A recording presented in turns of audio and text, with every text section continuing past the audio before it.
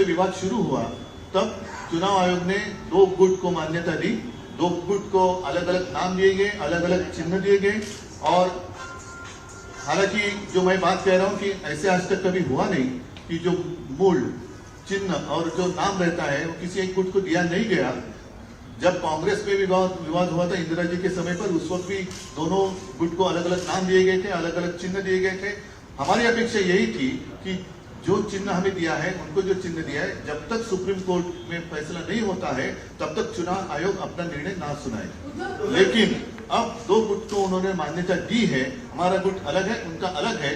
हमारा नाम और चिन्ह थोड़े दिन के लिए सही मैं मानता हूँ, हमने तो उसको चुनौती दी है, उनके पास रहेगा। इसका मतलब ये नहीं कि उनका व्हिप हम पे चलेगा। हम तो अलग, हम तो जहां थे वही है, घर के बाहर वो गए हैं, तो वो डिस्क्वालीफाई होने की संभावना अधिक है। कानून के अनुसार जो घटना संविधान में लिखा है उसके अनुसार वो डिस्क्वालीफाई होने की संभावना अधिक है। हमें कोई खतरा नहीं।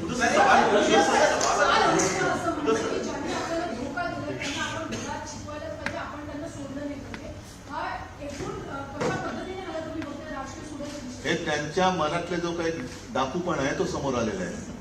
कारण दगा त्यांनी दिलेला आहे, मी नाही, मला त्यांनी ढकललेलं आहे। 2014 युती मी नव्हती तोडली, 2014 युती त्यांनी तोडली होती।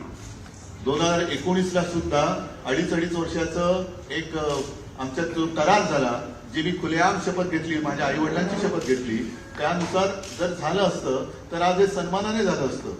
दगा त्यांनी दिलाय, मी नाही। आणि त्याच्यामुळे ते जे बोलले ज्यांना दगा दिले त्यांना धडा शिकवायचं, हे बरोबर आहे। ज्यांनी दगा दिले त्यांना लोक धडा शिकवतील। उसे लेकर भी कहीं ना कहीं आप सवाल उठ रहे हैं, वो किसके पास रहेगा? शिवसेना शाखा मुंबई में हो या पूरे महाराष्ट्र में हो, उसे लेकर भी एक असमंजस। पहले कल हमने जो चुनौती दी है इलेक्शन कमीशन के निर्णय पर, वो देखना महत्वपूर्ण रहेगा। और इसके ऊपर जैसे मैंने कहा कि चुनाव आयोग जो है वो सिर्फ और सिर्फ इलेक्शन सिंबल के लिए ही उनका अधिकार सीमित है। बाकी प्रॉपर्टी हो या फंड हो उसके ऊपर उनका अधिकार नहीं। अगर वो कोशिश करेंगे तो उनको केस की जाएगी चुनाव आयोग पर।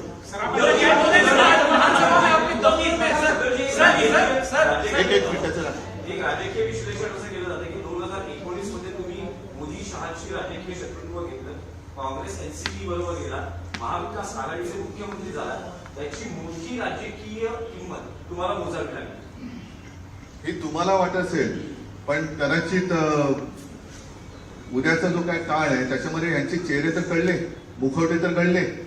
ज्यांना 25-30 वर्ष आम्ही आपलं म्हणून जपलं, अगदी मोदी आणि शहाना सुद्धा ज्या शिवसेना प्रमुखांनी वाचवलं, त्यांची नियत ही लोकांना कळावी, त्याच्यासाठी तरी घडलं असेल की हे काय खरं हिंदुत्व काय आहे हे लोकांना कळलं पाहिजे, म्हणूनच कदाचित त्या घटना घडल्या असतील।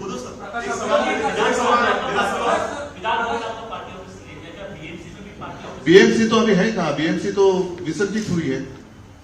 और बीएमसी हो या विधानसभा हो, विधानसभा में ठीक है थोड़े दिन के लिए मान सकता हूं जब तक वो निकाल नहीं आता, लेकिन बीएमसी में आज कोई पार्षद है ही नहीं, तो किस आधार पर आप चुनाव के लिए पार्टी के लिए ऑफिस देंगे? संख्या पर दिए जाते हैं ना, संख्या पर दिए जाते हैं। तो आज पार्षद ही नहीं है, तो बीएमसी का ऑफिस क्यों दिया जाए उनको? अगर वो भी देंगे तो गुनाह होगा वो, क्योंकि क्या आधार क्या है इनके पास? भले वो कहते हैं कि आज ठीक है, मैं मानता हूं कि कुछ विधायक और हमारे सांसद उनके पास है, लेकिन आज के वो सांसद और विधायक है, कारपोरेटर्स कहाँ है?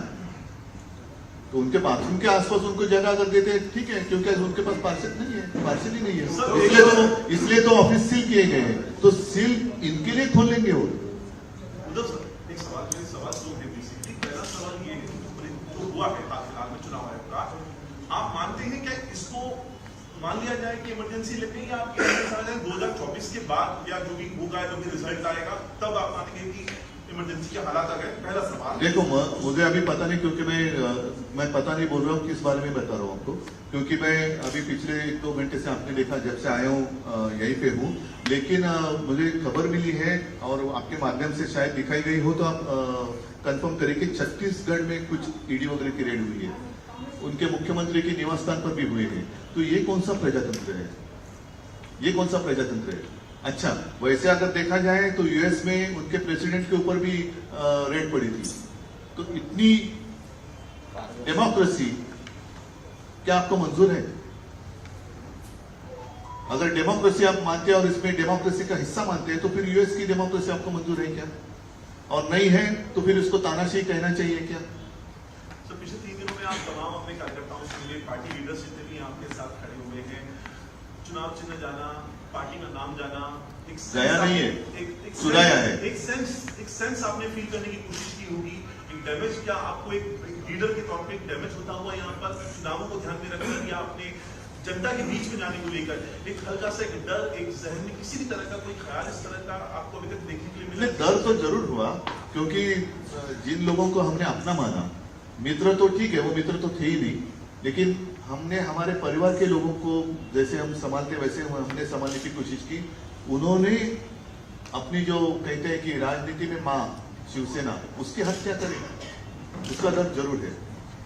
हत्यारा कोई और नहीं, वो हमारे घर का ही निकला, वही हमें दर्द है। और उसको उसी को सुपारी दी गई, उसका हमें दर्द है।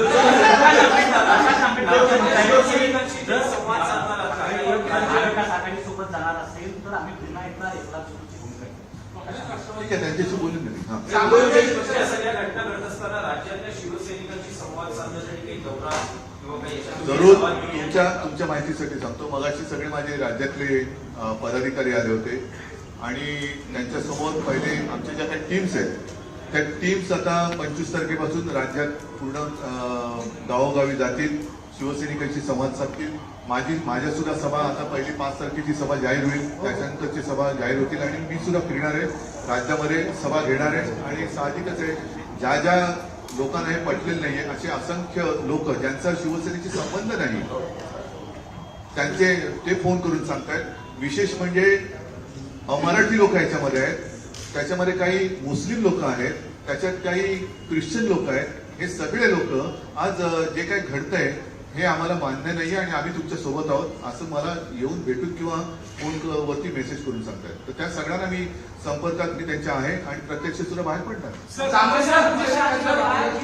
सामान्य शिवसैनिकांच्या भावना दुखावल्या मात्र ते आक्रमक आहे, पण आपण कुठेतरी त्यांना थांबवत आहे, त्यामुळे ते शांत आहे असं देखील लोक बोललं जात आहे. त्यांचा प्रयत्न हाच आहे की देशात अराजक आणण्याचा, शांततेने चाललेला हा जो काही देश आहे त्याच्यामध्ये एकमेकाला लढवत ठेवायचं आणि आपली पोळी भाजायची, हा ज्यांचा प्रयत्न आहे तो प्रयत्न मला साध्य होऊ द्यायचा नाही.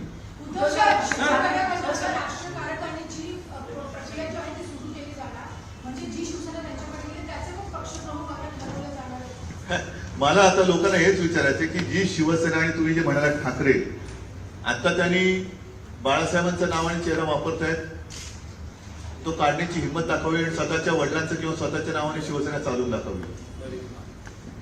त्यांनी ठाकरे नाव काढावं, या शिवसेना घेताय ना, तुमचं स्वतःचं नाव तिकडे पक्षप्रमुख म्हणून किंवा शिवसेना प्रमुख म्हणून लावा किंवा तुमच्या वडिलांचं नाव लावा आणि शिवसेना चालवा. माझं आव्हान आहे त्यांना, माझ्या वडिलांचं नाव चोरण्यापेक्षा स्वतःच्या वडिलांचं नाव लावा, स्वतःचा चेहरा लावा आणि लोकांच्या समोर या. लोक काय विचारतात बघा. खरं म्हणजे शिवसेना कोणाची हे दसऱ्याच्या दिवशीच जाहीर झालं होतं. ज्या पद्धतीने शिवतीर्थावरती शिवसेनेचा मेळावा झाला आणि जो विकतचा मेळावा तिकडे झाला ज्याचा हिशोब अजून येणं बाकी आहे बीकेसीला, तिथून लोक कशी उठून गेली, त्याच्यानंतर तुम्हीच दाखवताय त्यांच्या सभा कशा रिकाम्या सुटच्या पडतायत, लोक कशी उठून जात आहेत. तर हे पुरेसं आहे, बोलकं चित्र आहे.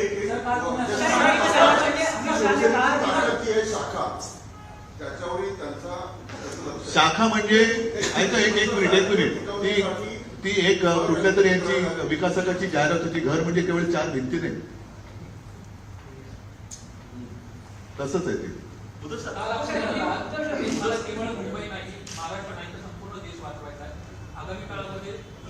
नाही, मला म्हणजे मी सगळ्यांना आपल्याला म्हणून म्हटलं की मला म्हणजे प्रत्येक नागरिकाने हा विचार केला पाहिजे की मला आता देश वाचवायचा आहे.